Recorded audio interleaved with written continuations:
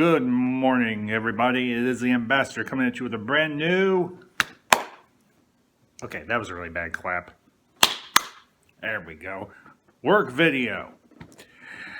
And today we're going to be continuing our 1980s pop culture series. And we're going to be discussing something I've honestly, a lot of these I've been wanting to talk about and everything, just getting around to them. It's a matter of time. And this honestly is a topic very near and dear to me and everything when it comes to the 1980s, because honestly, this is something that we are sorely lacking nowadays, and that is cartoons. Good animated cartoons from the 1980s. And honestly, if you are a child of the 80s, we had some great animated shows way back in the day. And I can rattle off, I don't know how many of these I watched as a kid. And after school, Saturday mornings, we had some winners. And I just want to say this, I want to say one thing on this topic. Well, I want to say several things on this topic, but one thing in particular, it's a little pet peeve of mine. They have, over the last several years, started re-releasing all these old 1980s cartoons on Blu-ray or just on DVD. But here's the thing I'm a little miffed about. These sets are actually kind of expensive. $60 for a cartoon series. Okay, I understand it's the full series, probably however many seasons there were of said cartoon. And I might be a bit of a cheapskate, but y'all comment down below if you agree with me or if you think I'm just being a little old Scrooge about this. But everything I like is expensive.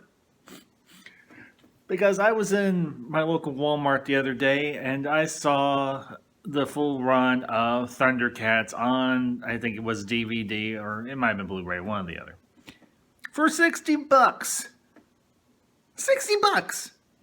And I'm like, are you kidding me? Okay, I could see maybe $40. I think that's reasonable for a TV series or anything. Even a cartoon series from the 80s, I think that's reasonable. But $60.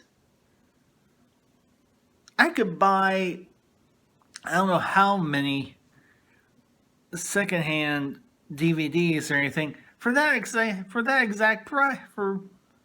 I could probably buy maybe 20 or 30 or so and everything, including tax, secondhand DVDs for that. Or I can just wait and everything and find the same set secondhand for cheap. So, but anyway, getting back on topic and everything. Sorry, that was a little bit of a rant and everything, but that's a pet peeve of mine. Quit making everything so freaking expensive for us old fogies and everything that want to relive a little bit of our childhood and some of the shows that we liked. But anyhow, getting back on topic. The 1980s, we had a long run of really great animated shows, cartoons, whatever you want to call it. And I know some people are going to say, Ambassador, these were just glorified advertisements for the toys and the comic books in stores. And I'm like, yeah, some of them really were. But at the same time, some of them did tell some actually really good, interesting stories and everything. And I think, honestly, in retrospect, if you look at the cartoons of the 1980s as an art form, purely as an art form, the art style of these shows was actually very interesting and everything, because you had such a broad swath of artistic expression being done in these shows. And I think that was something that was really interesting now that I'm older and I can go back and rewatch these or anything, at least in clip form. I can watch these and go, okay, yeah, the story is in some cases virtually non-existent, or it's just very rudimentary, because obviously these were geared towards young kids like myself. But I think the cartoons in the 1980s have become so iconic because they were such a pure art form. There was no political bias, there was no social agenda being pushed. These were just a form of entertainment and everything. And I think honestly that was something that was that nowadays is something that people very much are searching for because you've got so much crap being shoved into movies and into TV and even in some cases into cartoons now that people want to go back and they just want to watch something that they enjoyed as a kid or growing up as a teenager or whatever. Because let's face it, even as teenagers, we still watched cartoons. Don't kid yourself. Yeah, you were in high school and everything, but you still watched cartoons. Heck, I'll freely admit it. When I was in high school, yeah, me and a lot of my friends, men and women alike, and everything, we watched cartoons and everything, and nobody judged the other for it. It was something we loved. Heck, I remember when Cartoon Network was just getting off the ground and everything, and they came out with Toonami. And I'm talking 19. I know this is 1990s. This is kind of out of the 1980s. But when Toonami started up, and we heard that they were going to be running Thundercats and Transformers and GI Joe and Dragon Ball Z. Now, granted, Dragon Ball Z is a 1990s cartoon, 2000s cartoon or anything. Well, anime. Excuse me. That's not a cartoon. It's anime. But Voltron and all these others, and we were like, oh my word. Yes. Thank you, Toonami. Thank you, Cartoon Network. You've given us back a piece of our childhood, and we love you for it. But like I said, I can rattle off just a whole slew of the greats and everything cartoons from the 1980s because you had GI Joe, you had Transformers, you had Thundercats, you had Voltron, which wasn't a pure American made cartoon. It was a import from I think Japan or anything, but still, it was a great show. And you had the Smurfs, which was a little more for the girls, but there's nothing wrong with that. You had He-Man, you had She-Ra, and everything, and I'm sure there are others that I'm probably missing. I'm hitting the big names here. You obviously had the Looney Tunes and everything that were still running. The old Looney Tunes, Bugs Bunny, Daffy Duck, Tasmanian Devil, Porky Pig, Omar Fudd, all those that were still running and everything. They were still making new Looney Tunes cartoons or they were rerunning old stuff. But the cartoons of the 80s, they were so enchanting and so entertaining and so delightful. And I know I'm probably looking at this through a nostalgic lens, but you can't help but do so.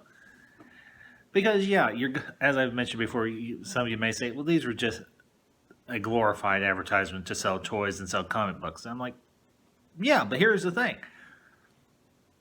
These companies, they struck upon an idea and it worked. And you can't fault them for it. Technically, you could almost blame George Lucas for it, in a matter of speaking, because it was Lucas's idea to start merchandising for his movies. That's how he made part of his money. And these other companies were like, hey, this guy over here who did this space movie and everything, he had a good idea. So let's see if we can't replicate his idea. And they did, and it worked. It worked like a charm. Because every kid who watched any one of these cartoons, G.I. Joe, Transformers, Voltron, yada, yada, yada, another one I missed, I just mentioned, Thundercats. Now, yeah, they were kind of in the same vein of He-Man and She-Ra, but honestly, I think with Thundercats, what you had and everything, it wasn't quite as campy as He-Man. It took itself a little more seriously. It was a little more dramatic, a little more epic in scale, and the animation honestly was better. I think, anyhow. Everything. I think of all the '80s cartoons and everything, and I want to say Teenage Mutant Ninja Turtles and everything, because Teenage Mutant Ninja Turtles was towards the tail end of the '80s, bled over into the '90s a little bit, but particularly with Teenage Mutant Ninja Turtles and with Thundercats, the animation honestly was better. At least I think so. Anything. If y'all have an opinion, let me know down below in the comments. But the great thing about the cartoons of the '80s is, yeah, they were partially a marketing campaign to get kids to beg their parents, go buy me this toy. They just had it in this show. I want it. I want it. I want it. Gimme, gimme, gimme. I'm sorry. I don't mean to sound like a greedy kid. I was by no means a greedy kid or a spoiled kid and everything, but you all kind of get the idea. These cartoons were honestly, half of them were marketing, but half of them were trying to be entertaining and trying to tell interesting stories. And that is honestly what any good storyteller wants to do, is tell good stories. And by and large, with these cartoons, they did that. Everything. Now, the one thing that I did not particularly care for, especially as a kid and everything, were the tacked on PSAs or here's what we learned in today's episode, blah, blah, blah, blah, blah, blah, blah. I don't need to be preached at. I'm a kid. Now, I'm not necessarily saying that this is a bad thing, but it just seemed forced. It seemed contrived. Honestly, it seemed kind of dumb and everything, but I get it. They were trying to make it not just a half-hour long commercial for the toy line or the comics or whatever. But if you remove that aspect of the cartoons from some of these shows, because I can only recall, I think, one, maybe two of these cartoons I've listed that did this, and that was G.I. Joe and He-Man. That you had the thing at the end of G.I. Joe, the more annoying is half the battle. Woo! And then I don't remember exactly because I didn't watch the He-Man cartoon all that much or anything, and I didn't really play with He-Man all that much. I had some of the toys, but I didn't have a whole bunch of them or anything because I liked it. It was okay, but it wasn't big in my or anything to me as a kid. But honestly, I think that's something nowadays that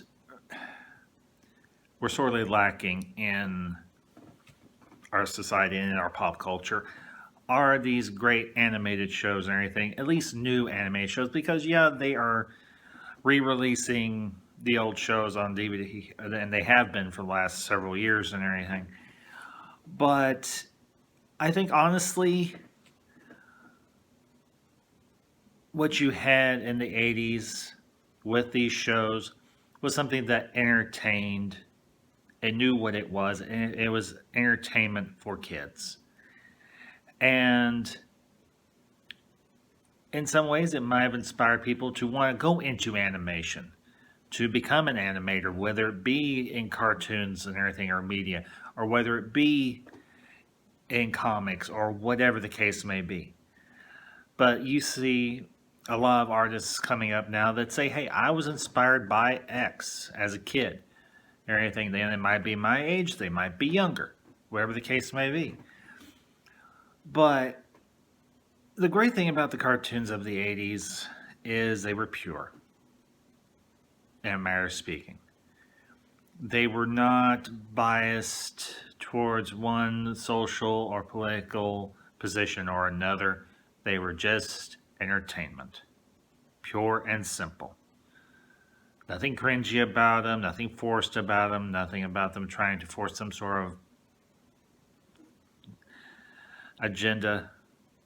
It was just there, honestly, to entertain. And okay, yeah, let's all be perfectly honest with each other here. It was there to market the toys and the comic books. So, and I want to say one more thing. Of all the cartoons from the 80s, if I had to pick a favorite, I mean an absolute favorite of mine, and it might not be one y'all might expect and everything, but I would have to say my favorite of all of them, and it's not even American. It wasn't an American cartoon. It was in fact Voltron. I loved Voltron. I had the lions. I had the toys. I never got a chance to have the castle because they were hard to find because they sold out so quick and everything. But honestly, for me, Voltron was the big thing. Now, yeah, I had a lot of G.I. Joes, I had a lot of Transformers and stuff. But for me, the one I liked the best was Voltron because it was different from anything else that was on TV at the time. And they ran it primarily early mornings during the week before kids would go off to school or whatever. Or they would run it in the afternoons when kids got home from school. Because believe it or not, anything, if you had cable, you were lucky enough and everything, you didn't have to watch the news or anything when you were getting ready for school. They would have the cartoons. They would have cartoons running. Some of your cable channels would have cartoons running, and one in particular, that one channel, I think it was USA or something, that they ran was Voltron. And I'm like, okay, I'm eating my cereal, I'm watching Voltron, getting ready for school. And you see that iconic intro to the show, and you got that guy with that big booming voice, a time long ago. And you're like, this is just so dang cool. So, but that all being said, guys, I hope you enjoyed this video. If you are new to my channel, welcome. I am glad that you have found me. This is what I cover primarily, at least this is what I cover primarily, and everything is pop culture of the 80s. I will eventually be getting into the 90s, but we're not there yet. Because I want to do as broad a series on the 80s as possible, and that might take a while. Now, I'm gonna be perfectly candid with you. And for my regular subscribers, thank you for watching. If you are new to my channel, obviously, and you like this video, consider giving me a like, share it with your friends. Consider smashing that subscribe button and everything. I am over 100 subscribers now and everything, and the sky's the limit. So, until next time, my friends, this is the Ambassador, signing off.